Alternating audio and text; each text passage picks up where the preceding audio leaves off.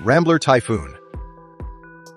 AMC unveiled it in April 1964 as a limited-run version of the Rambler Classic 770 two-door hardtop.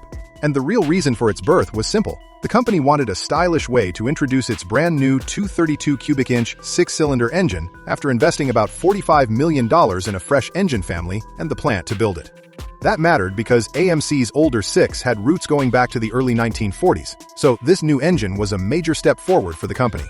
In a year when AMC was telling America that the only race Rambler cared about was the human race, the Typhoon gave the brand a rare wink of attitude. Under the hood was a straight-row six with 7 main bearings, 145 horsepower, and 215 pound-feet of torque, which made the car feel modern, smooth, and strong for its class, even if it was not trying to outpunch the loudest V8 heroes of the decade. Every Typhoon came in bright solar yellow with a black roof, wore special Typhoon scripts instead of the usual classic name, and used a grille with blacked-out accents that gave it a sharper face. It also came with a black vinyl interior, bucket seats, and a center console, helping it feel a little sportier than the average family Rambler. Only 2,520 were built, which instantly turned it into one of those cars AMC fans love to talk about, because it was rare without trying too hard to be exotic. Rambler Rogue Convertible. The Rogue itself had first appeared in 1966, but for 1967, AMC expanded the line and added a convertible version, making this the only year you could buy a Rogue with a folding top. That alone makes it special, but the story gets better. The Rogue convertible was based on the compact Rambler American, a car that was small, simple, and honest. Yet AMC dressed this version up with a sportier feel, better trim, and standard reclining bucket seats to make it seem a little more youthful and playful. In many ways, this car was AMC testing the waters and asking buyers, what if a Rambler could be cool? Buyers could order it with AMC's smooth 232 cubic inch six-cylinder engine, a 290 V8, and in very rare cases even the 343 V8, which turned this modest little drop top into something unexpectedly serious. AMC's own 1967 material also listed the Rogue convertible at $2,610 new, which put it right in the middle of the youthful car market of the day. Only 921 Rogue convertibles were built for 1967, making it not just a one-year car, but a truly low-volume one-year car. Mercury Cougar XR7G. The G stood for Dan Gurney, the famous American driver who had signed with Lincoln Mercury.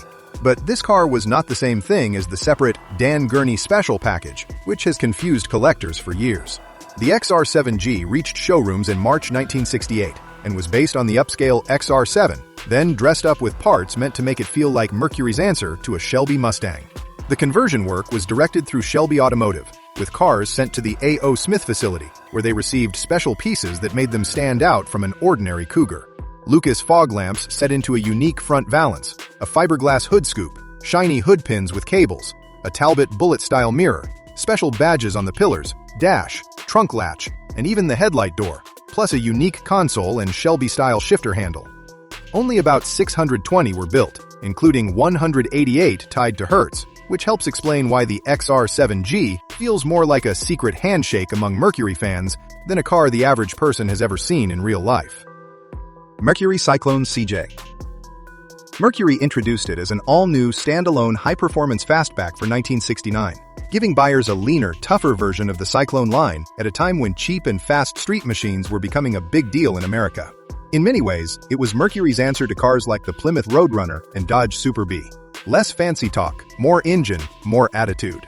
The factory brochure made that crystal clear, because the car came standard with the CJ428 V8, a 4-speed manual transmission, a competition handling package, and low-restriction dual exhausts, all wrapped in a sleek fastback body that looked fast, even standing still. That 428 Cobra Jet engine was officially rated at 335 horsepower and 440 pound-feet of torque.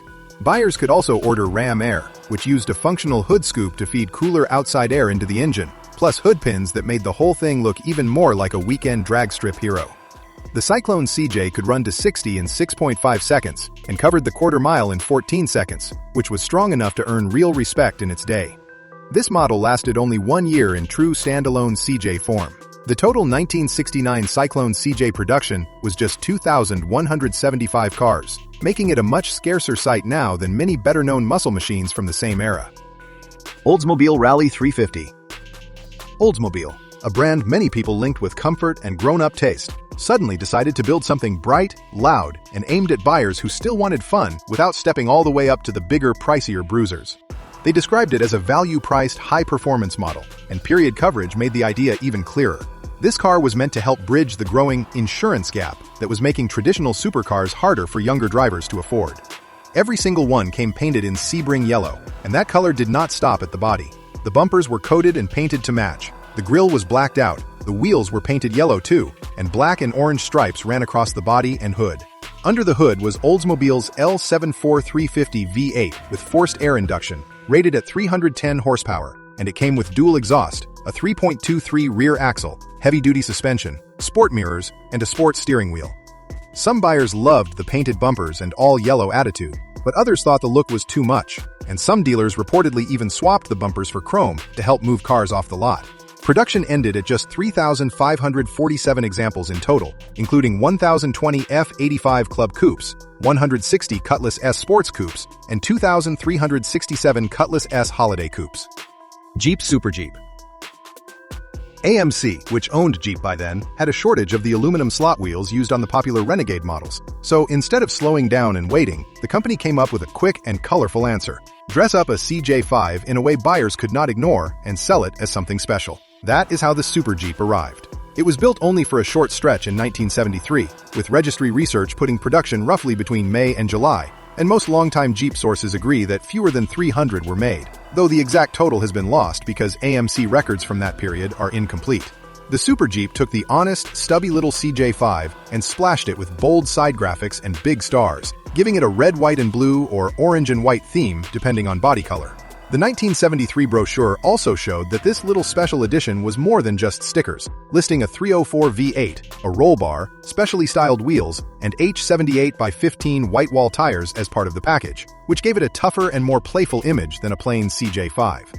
As soon as wheel supply problems eased, the package disappeared, which turned a temporary fix into one of the hardest to find vintage Jeeps around. Pontiac Can-Am.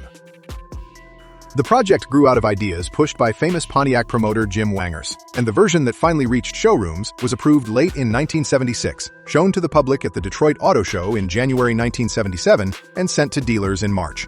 It was based on the Le Mans Sport Coupe with louvered quarter windows, but it did not look ordinary for even a second. Every Can-Am came in cameo white, wore bright red-orange-yellow stripes, had a blacked-out lower body treatment, a deck spoiler, special Can-Am markings, and a shaker hood scoop that made it look like a hungry Trans Am had somehow grown into a mid-size coupe. Under the hood was the TA 6.6 Pontiac 400 4-barrel V8 in most cars, paired with a turbo hydromatic automatic, and Pontiac's own brochure proudly said it had the horsepower of the previous year's 455 V8. Buyers in California and high-altitude counties got the 403 Oldsmobile V8 instead. The cabin was nicer than many people expect too, because the package included the Grand Prix instrument panel with rally gauges, giving the car a more upscale feel than a plain Le Mans. Pontiac assembled the base cars, then Wangers' Motortown operation added the shaker setup, stripes, spoiler, and other special trim before the finished cars went back into the dealer system. Even so, the run was short, and only 1,377 were built, including just 42 with the 403 engine, which explains why the Can-Am feels so special now. AMC Hornet AMX. The AMX name had started in the 1960s on much more serious performance cars, but by 1977, AMC was fighting to stay fresh, so the company made the Hornet AMX a one-year-only model and used it as a stylish send-off for the Hornet itself. According to period AMC material, the Hornet AMX was hatchback only and came loaded with visual punch, a front air dam, color-keyed bumpers, fender flares, a brushed aluminum trim band behind the side window, body stripes, rally-style wheels, a floor console, sporty seats, and a special dash panel meant to make the cabin feel more serious than a plain economy car.